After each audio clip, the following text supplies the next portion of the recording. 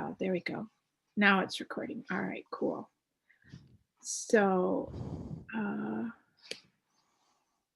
it is noon, and I just want to say hi and welcome to everyone.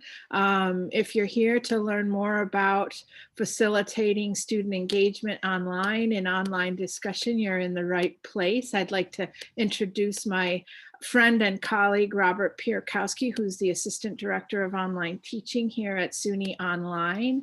And I just want to thank everyone for coming and spending your lunch hour with us. If you have any questions, please don't hesitate to pop them in the chat, and I'll be helping Rob to moderate. Rob, I'm just going to give it over to you. Take it away. Hi, everybody. Thanks for that introduction, Alex. I am Rob Piorkowski, and in addition to being the Assistant Director of Online Teaching, I'm also an instructional designer. I've been an instructional designer for about 20 years, and before that, a classroom teacher. I'm also an online instructor, or semi-retired from online instruction, but I did that for 16 years. And today I'm here to talk to you about engaging students online. It's a common observation from faculty who teach online that one of the biggest challenges is getting students to engage. And so what I'm going to talk to you about today is a pretty exciting sort of new possibility in teaching that offers itself up and only through online teaching, and hopefully you'll see what I mean in a few minutes. This will be for the next half hour. I'm going to talk about how to engage students in online discussion forums, and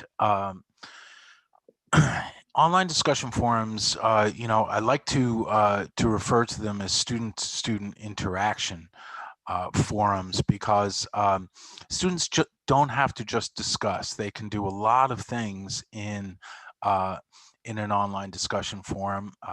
It is the name of the tool used in Blackboard, and really in online discussion forums, if you believe in John Dewey's theory about learning as a social process, online discussion forums are the sort of place in a course where students can actually see each other and engage with each other. So what I'd like to sort of focus on is, how do we set that up? How do we set up that type of engagement, and how do we manage that type of engagement? So as you can see from the slide, and I'm going to launch just because we have it. This is a Google slideshow, and in Google Slides there is this great captioning software that actually captions presentations in real time. So I'm going to use that with you today, just to show it to you. So as the slide says, what we aim for in discussion forums is a type of engagement for students in which they can sort of exhibit collaborative and professional behaviors in our courses. And what we are enabled to do as instructors is to monitor and evaluate both the quantity and quality of those interactions. Very difficult to do in a face-to-face course where things happen in real time, and we don't like to slow down the momentum of a real-time discussion. However, online discussions unfold usually over a course of a learning module, which traditionally at this point is now about 10 to 14 days of students interacting with all the content of a module. That would be usually readings, presentations, some video, some assessments, some assignments for students to do. And sort of in that bundle of activity, I encourage you to use online discussion forums for students to exhibit uh, critical thinking in interacting with each other. So um, in the following slides, I'm going to show you how to sort of set up that type of interaction and monitor and evaluate it. So let's just get right to the beginning. So when we set up um, student-to-student engagement or student-to-student interactions, there are a few things from a design standpoint that students need. And this slide sort of exhibits what when we're setting up this type of activity for students, they need to understand what's expected of them. And usually instructors need to um, be very clear about why students are going to spend so much time in discussion forums, because they do take time for students to interact for a grade. So what I mean by that is when we think about student workload, we want to make sure that we consider how long it will take for students to read other students' submissions, do research if necessary, and or create their own responses. Those responses can include citations from readings in the text, from external sources, can include multimedia. So students need to really understand they don't necessarily when they see something like discussion, it does not sort of prompt the same response as assignments and tests and quizzes. So many times instructors need to make an extra effort to clarify to students that participation in discussion forums is a graded activity. And then to get a little more granular, students need guidance in how to behave in discussions. So how to respond to the initial prompt, as well as how to respond to each other. Because if we're going to grade both the quantity and quality of interactions between students, then we need to give them some pretty clear guidance along these lines. So the initial prompt. So I don't call it a question because the initial prompt does not need to be a question. Oftentimes it is. We ask a question of students, and if it is a question, that question should be open-ended and invite a variety of responses. We certainly wouldn't want a closed-end question with a single right answer or a single set of right answers, because the discussion forum is its purpose is to engage the entire group. So we wouldn't want the first 5 students to come in and answer, quote, the question. So if you have a closed-end question, those are more appropriately used in assignments and or essays or that kind of thing. So here, the initial prompt can ask students to pose their own questions to each other. The initial prompt could be providing an artifact for students to analyze or critique.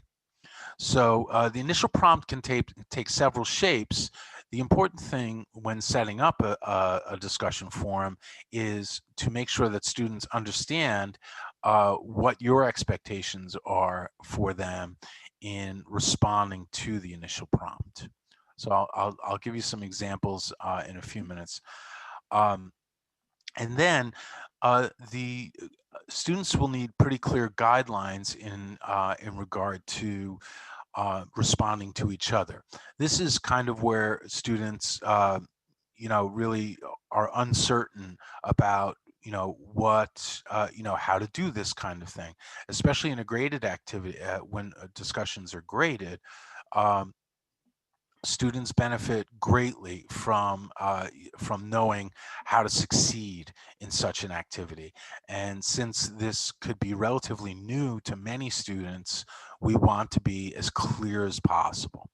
So what we're going to use is rubrics for this purpose, and I'll show you some rubrics in a little bit. But again, clarity in your expectations as the instructor in setting up a discussion forum are key to success. So here's some usable text. This presentation will be made available to you after the half hour is up. But here's some text that has been really helpful to lots of instructors. And it's fairly generic in that it doesn't have any specific dates on it. But one thing when instructors first embarked upon creating discussion forums, that one thing that we discovered quite a while ago is that a typical student behavior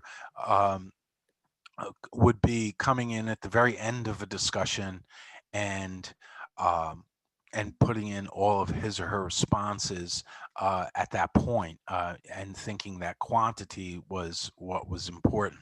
So in terms of conditioning students to engage consistently in discussions, text like this is very helpful. So give them directions in terms of what your expectation is in responding to the initial prompt, what your expectation is in the engagement that follows. So again, this will be made available to you. You're welcome to copy paste it and use this. It's very generic, so please feel free to use this type of text. We also have lots of courses for observation available to you as well, from which you are permitted to copy paste into anything that you're creating. So here's some examples, of just how to use a discussion forum to, again, engage students with each other. Debates are fairly popular, having students support a point of view. Case studies, where students analyze case studies and usually answer some pretty pointed questions about them. Peer review is quite common, especially in the arts. At FIT, lots of faculty use peer review, whereby students submit artwork into a discussion forum, and their classmates are tasked with critiquing works of art and that kind of thing.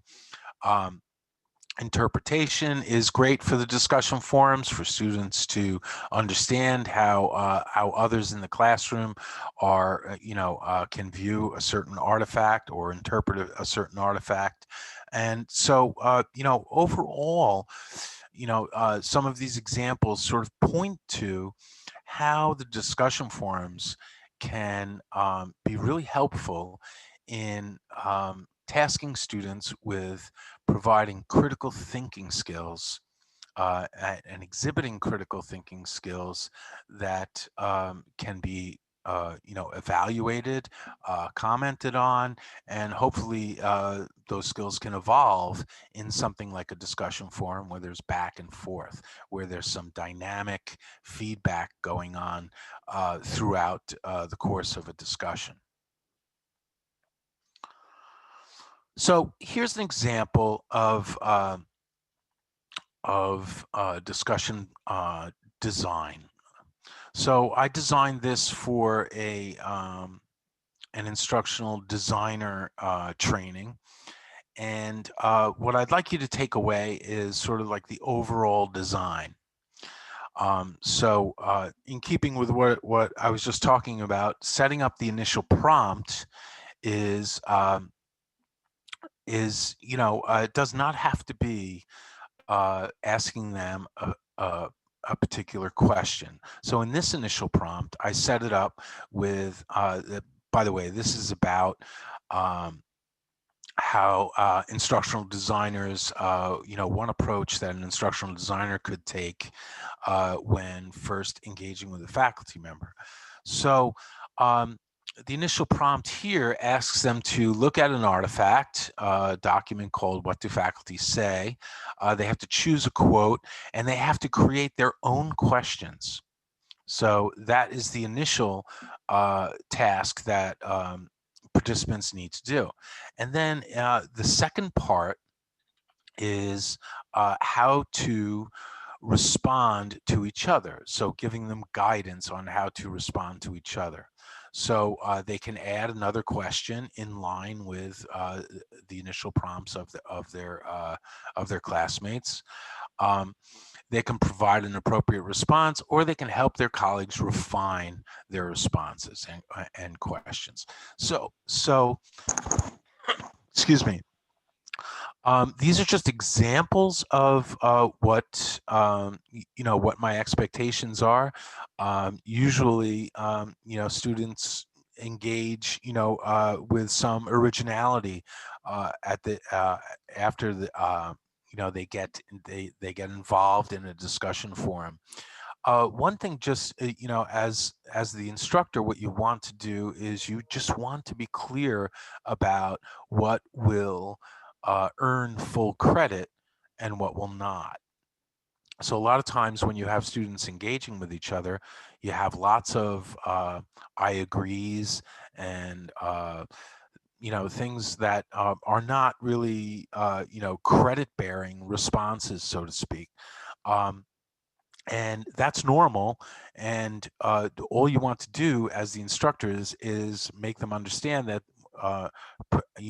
those types of responses are welcome, but perhaps they won't be graded, or they won't contribute to the quantity of responses that that are needed for earning full credit. So here's another example. Again, the two-part prompt. What students are expected to do with the initial post. And here in this one, perhaps a little tighter design here in terms of what I did here was I gave them, sort of a word count, so to speak, or I put parameters around what the length of their initial post should be. As you can see in bold, for the initial post, please write 2 or 3 sentences. And then again, part of the two prompt is giving them guidelines around how to interact with each other. So numbers are great here, because if we're measuring, if we're going to evaluate the quantity and quality of their interactions, what we want to do is give them parameters like the 2 or 3 sentences, and then in their responses, how many colleagues or classmates they need to respond to. So here, the text, again, is a little more refined, I think. Um, if you'd look at number 2, below are some examples of replies that will earn full credit. So use that wording pretty carefully, in that this is what I want them to do. Essentially I want them to exhibit some critical thinking. So are there any questions at this point? Because I'm going relatively fast. We only have a half an hour, so. So Rob, Yeah. Paula asked, she said, getting the conversation going instead of a one-way post can be difficult at times. Yeah. Do you have anything to? Yeah, I do. What and I came across this, Paula, quite often as an online instructor. Again, students they have lots of tasks, so this is sort of bundled in with usually several other tasks that we have them do. So what I use is the announcements in Blackboard to alert them to the fact that um, participation and discussion is required, and that they need to get in and participate ASAP. So that kind of thing. I also, one strategy, I think it's on a slide coming up, is to have sort of like a trial run of a discussion forum in your icebreaker activities. So when students start off the course, not only do they introduce themselves in a discussion forum, that's of course not graded, but maybe have just sort of like a mini discussion forum. What I like to do in that kind of activity is understand, sort of where they're at the very beginning of a course in regard to my content. So I used to teach French. So I used to ask them what were their initial impressions, and it was sort of like a very sort of truncated mini version of discussion forums that were going to occur later on in the course that were going to be graded. And so that sort of gave them a practice run in terms of, how important these things are, and how I also alerted them to the fact that the instructor, monitor the discussion forums very carefully. So again, Paula, to answer your question, yes, use the announcements and grade the discussions promptly. So, and that will, I think that will snap most students into place in terms of prioritizing the discussion forums along with the rest of the work.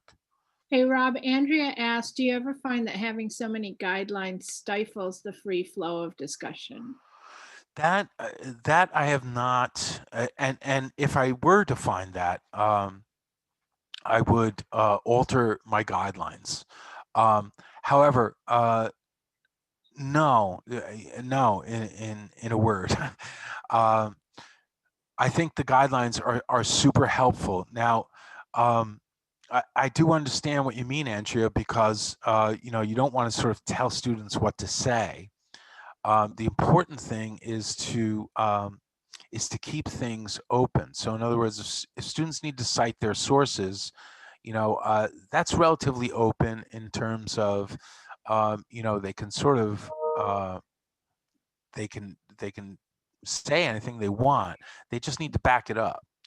And of course, and it's been my experience in teaching and as an instructional designer that, like much of teaching, these discussion forum designs are usually iterative. So what I mean by that is, I what I tried in my very first semester of teaching uh, probably looked quite different than my fifth semester of teaching. In other words, I come back to it, I revise, I edit, I see where students had trouble. Really, what my experience with it is that as students start to interact with each other, the discussion takes on a momentum of its own. And so the guidelines, while they sort of fade into the background, um, they just students just start engaging quite organically. Usually I find like the second or third discussion forums in my course. So in a course with 8 modules, usually in the third module, students are very tuned into what's expected of them, and and they allot their time. So as we know, time management is the most challenging piece for the online student. So when they come to prioritize discussion forums in terms of performing well in the course, they usually they dive in more quickly once they sort of understand that. So Rob, Maria asked, do you have discussions every week or give them a break when they have an assignment due that week? So I usually my discussion my modules were 10 to 14 days long. So the way I set up a discussion was I had my guidelines, but students had to start the discussion right away within the initial prompt, and then and finish it by the end of the module. Um, so to answer your question, if you find that, or students tell you that the discussion forums are taking up too much of their time or taking them away from other things in the course that are important, yeah, I would shut down a discussion if that were the case. Um, it does have to, sort of fit into the workload that we're requiring of students, and to that point, there are many of your colleagues across the state have weighed discussion forums much more heavily than we would sort of initially think about. In other words, some colleagues treat discussion forums or have replaced the paper requirement for writing like a 3-page paper or a 5-page paper with using the discussion forums in which students write, sort of like the same amount, but 2 or 3 paragraphs at a time. Um, I've also, so the answer is yes. If it's too much work for students, I would shut it down. I never had to do that. Um, as a matter of fact, I did, as sometimes when current events pop up, or I used to, sort of, if France were for some reason in the news, um, I would, create a new discussion forum right on the fly, and usually extend the length of a module, or make provisions for that. Um,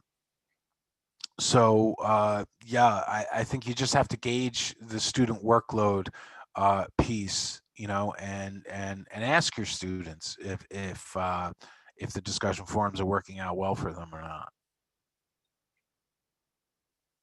Any other questions? Yeah, I'm trying to go back to see. Oh, do you have any suggestions for large class sizes in terms of discussion?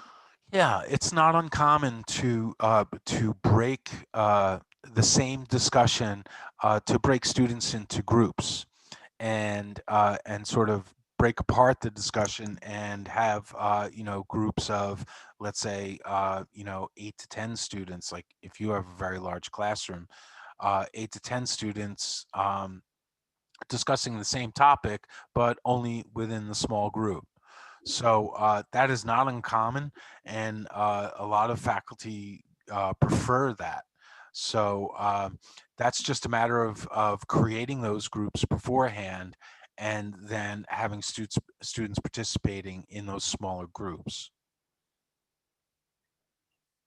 Okay, let me see. Um, Someone had asked about saving the chat, and I just want to mention it here that right in the chat window, um, off to the right, at least in mine, it's off to the right. There's a little 3 dots. If you click on those little 3 dots, the first option is save the chat. And so you can save the chat with all the links in it if you're interested in doing that. And then the chat, as well as a recording of this session, will be made available after the webinar. Oh, Bill is asking if there's any suggestions for managing instructor workload. That's a great question. Yeah, I do. Yeah, my discussions take a long time to read through carefully and to manage. So, especially as they're going on, you could find yourself, sort of getting lost in them.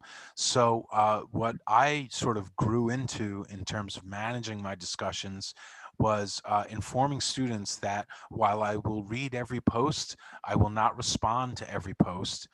And my technique was to take notes sometimes copy paste some submissions like into a Google Doc or something like that, and summarize the discussion right after it was to conclude, it would conclude.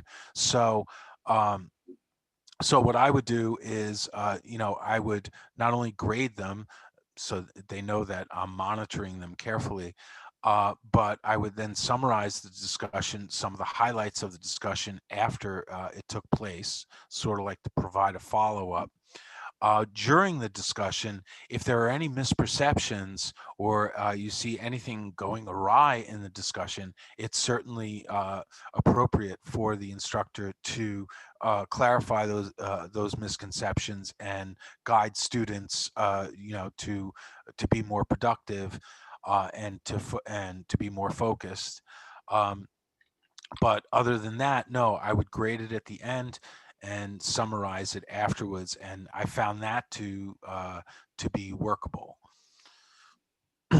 Hey, Rob, I just want to mention it's I 12:31, know. and I'm wondering if there was anything else that you wanted to talk about to kind of wrap things up. So if we had more time, I talk a lot about rubrics, and so what I'm going to provide for you at the end, these are sort of like my rubric slides. Rubrics make discussions very easy to grade, and are really important in terms of helping students understand your expectations. Um, but I'm blowing through these slides to get to the the end slides. This presentation and the resources used, there are rubrics incorporated in those. There are Blackboard links to Blackboard tutorials for both discussions and for rubrics as well. So I encourage you to, I'm going to put a link to this presentation in the chat real quick. So let me just get that. I'm going to stop sharing and I can grab that link real There's some quick. great examples of what some faculty are doing in the chat, color coding groups and using Google Classroom, using Padlet. I see someone was asking for the slides. Yes, he's going to make the slides available. Yes, so And there's they'll the be part of slideshow. yep, there you I go. just popped it in. Um, yeah, it's in there. Uh, so Okay, I'm sorry I ran a little bit over, everybody.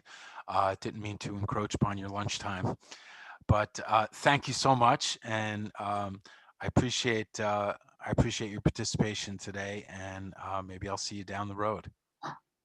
Thank you, everyone. The session is recorded, and the materials and links and chat and a link to the recording will be posted.